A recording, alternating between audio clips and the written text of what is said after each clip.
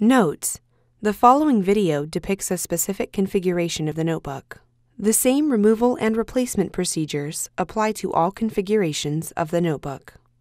Before you begin, remove the battery, optical drive, base enclosure, wireless module, USB board, primary storage drive, subwoofer, front speakers, fan, system board, display panel assembly, display bezel, display panel, and left display panel hinge. Removal.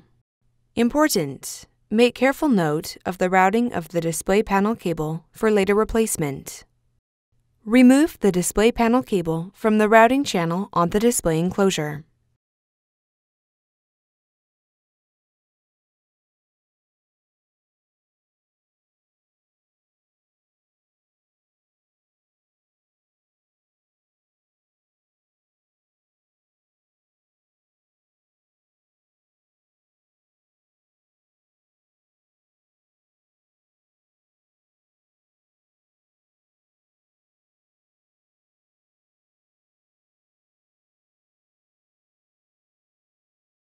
Peel back the retention tape and disconnect the webcam cable from its connector on the webcam board. Remove the display panel cable. Replacement.